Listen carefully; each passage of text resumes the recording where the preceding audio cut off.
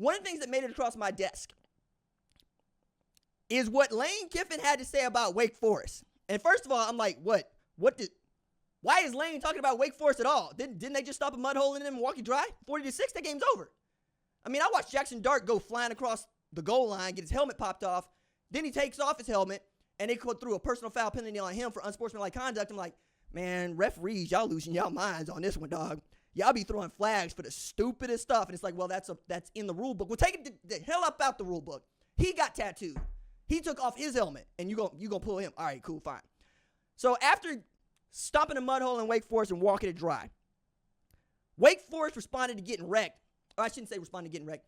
Before they got wrecked, Lane Kiffin got a call from John Curry in which he said, hey, we're going to cancel the game with y'all next year when we're supposed to go to the Grove, and we're going to pay you $1 million for the cancellation.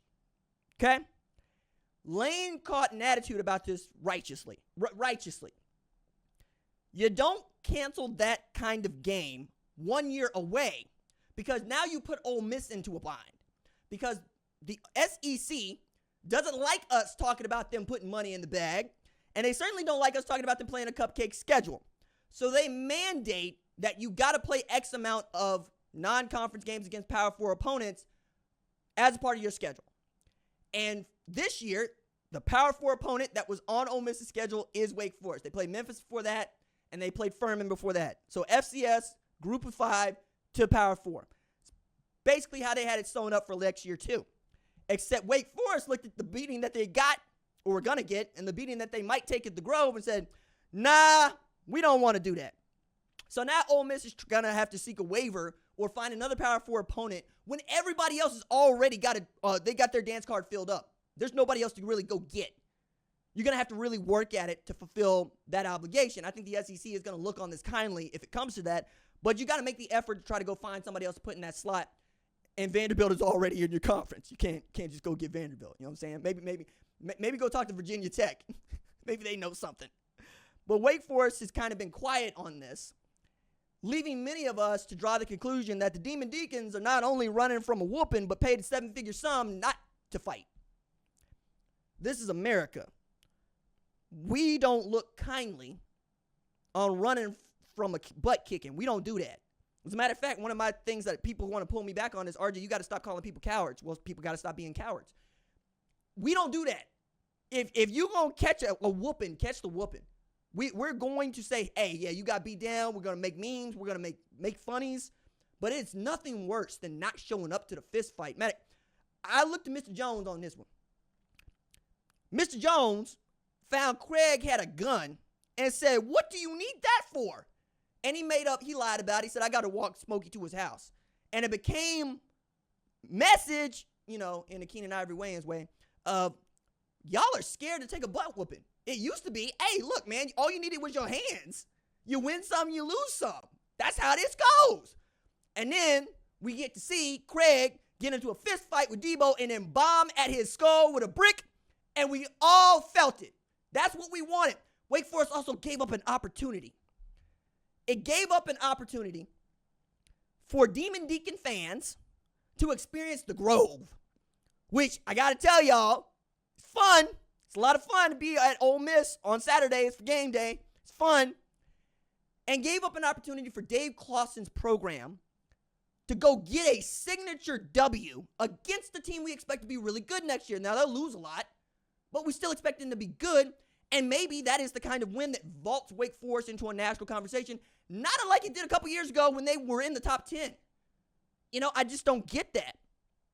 And I certainly don't get not saying anything about it. Imagine being an ACC fan, or I should say, a fan in the ACC. Nobody's a fan of conferences except folks in the SEC. Fan in the ACC, and have to live with fans in the SEC knowing that an ACC program is running scared. You're going to be embarrassed over that. I would be. I don't like that. If they on your schedule, go play them. Like, that's what it is. You draw the short straw. Okay. But I think Deacon Illustrated publisher Connor O'Neill got this one right. So I'll quote him in his column for Tuesday. And I think it's worth this, right? That's why I'm giving it the space. He's there. He understands. He knows what this means. He's looking for reasons as to know why.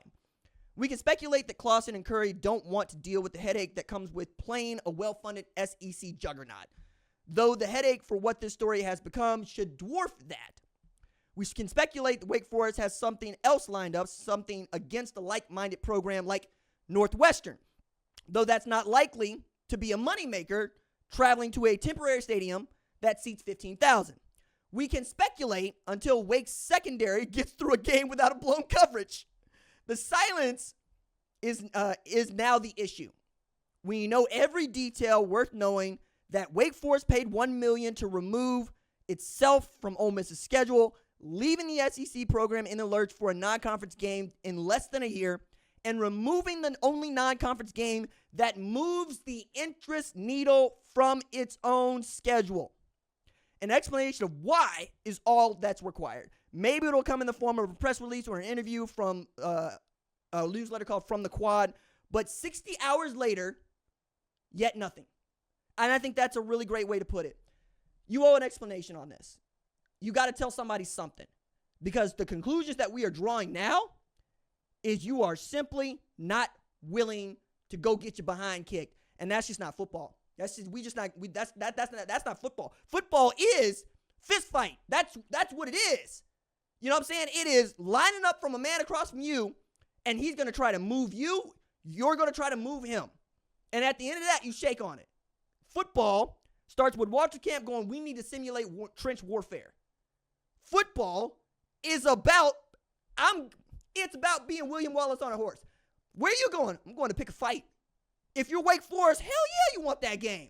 I would want that game. You know what I'm saying? Like this Tennessee one for Oklahoma. It ain't looking that great, but I still want that game, and I still get goosebumps thinking about it because, hey, nothing charges me up more than knowing that people are picking against me, and then I get to drag somebody into the deep water. One of my heroes, Steve Prefontaine. I ran track at the University of Tulsa. I run 5Ks in my age group. Sometimes I win. That man used to say, I have to front run because anything else is me not living up to my talent and my gift and my potential. I have to give it everything. I owe that. The second thing you say is, I hate having these people leech off of me and then outkick me to the end. But the last thing that he would say that I hold on to is, I hope it's an all-guts race because then I'm the only person that can win it. Those of y'all that have been around this show for a long time know I'm a try-hard. You going to have this all day with me. I wear people out all the time. And this is both the strength and a weakness. I'm going to be at the table. I'm going to be here for as long as it takes. As long as it takes to get to where we need to go. Other people will quit. In football, that is the place where I come to find out it does matter what your effort is. Yes, sometimes you're just not going to have the talent to go beat up on people. That's what it is. But as I have said many times, I'm 5'5", 135, and I've been in this weight class for the better part of 15 years, and anybody is welcome to try me. That's what I say. I'm 3-3 in pro fights. What about you? That's what I'm saying. You know, like it's are we doing this or are we not doing this? But what you're not going to see from me is tap, tap, I don't want none of that. You know, like I'm probably the lunatic in this because I'm looking at Post Malone in the Roadhouse movie when Jake Gyllenhaal takes off his shirt going, I'm not fighting that guy. I'm like, yeah, I'll fight him. We already said we're going to do this, so let's go do this. Go out like you came in. But then again, I'm the guy with the Lambda Shield tattooed on him, and I'm the guy with Aristea tattooed on me and Invictus tattooed on me. And one of the reasons I wear the long shirts is because tattoos can sometimes turn people off, but I got 27 tattoos, dog. That's how I live, right? That's the only way I know how to live. So when I see things like this, I feel for folks like Connor O'Neill, feel for folks that are Demon Deek fans. Nobody wants to be embarrassed on national television. Nobody wants to take these sorts of bad L's. But I think that is way better than not showing up to fight in the first place. Speaking of not showing up to fight in the first place,